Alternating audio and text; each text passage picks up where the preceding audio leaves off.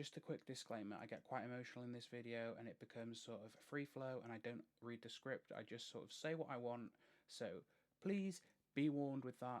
It has some triggering content such as death.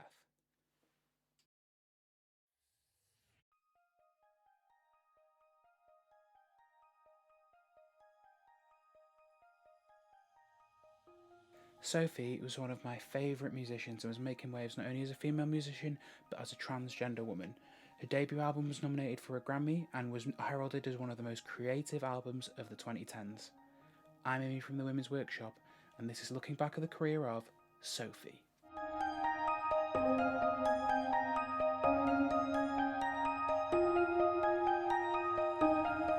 Sophie's love of electronic music started with her dad, who would play tapes of electronic music and take her to raves when she was very young. The beginnings of her music career started about 9 or 10 years old when she was given her first keyboard and started to write some music. This would continue into her teenage years when she would start writing albums and DJing at weddings and birthday parties. She also joined the band Motherland and scored a Dutch indie film, as well as becoming involved with the electronic label PC Music, who would make her become one of the most prominent music producers in the electronic scene, and her debut track would come out in 2013 called Nothing More to Say. Following this, in 2014 and 2015, Sophie would release the Product playlist, a playlist that got the pop music industry's eyes on Sophie as an artist. Producing tracks such as Bip and L, they were absolute marvels of electronic music production. This would eventually go into creating songs like and Vizzy, which were phenomenal records and that you should definitely check out. She started working with QT, AJ Cook and Karayu Pampu, probably butchered that name, I'm so sorry, creating some more experimental social commentary in form of music. In 2015, Sophie began working with Charlie XCX and AJ Cook and Hannah Diamond, creating some more amazing music such as the EP Vroom Vroom, which is widely regarded as one of the greatest experimental pop EPs of the 2010s.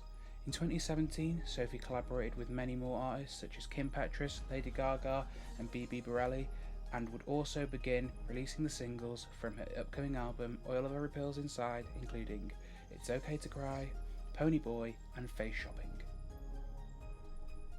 Following the release of the album, Sophie got loads of critical acclaim and it was even nominated for a Grammy, and lots of people, including myself, think that the Grammys made the wrong decision in not getting her that award, because Oil of Every Pearl's Insides was one of the best electronic albums I have ever heard, and a lot of people agree with me. Following the Grammys, Sophie announced a remix version of the album, started working with Jimmy Edgar on several singles, released some remixes of other people's music, and released some previously unreleased tracks. Sophie's sound was unique, featuring ASMR-like soundscapes and really heavy vocal production. Sophie explained that a lot of her stuff was created purely through synthesis, and there was actually no audio apart from her voice in the tracks. Lots of people describe Sophie's aesthetic as Dali-esque, with surrealist and blatantly artificial noises such as the overly pitched vocals and the sugary sweet synths. In January of 2021, it was announced that Sophie Zenon had died.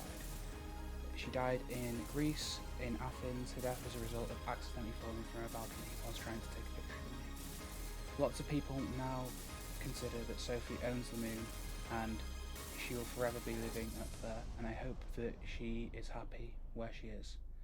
Her death broke me fundamentally as an artist, and I was devastated for weeks and weeks on end. But her work stays with me forever and will stay with a lot of people as well. I hope that you, after watching this video, go and check Sophie out and just enjoy it, because you don't know when somebody will disappear. I've been Immi from the Women's Workshop. You can find a version of this essay online when the website finally goes up. But until then, goodbye.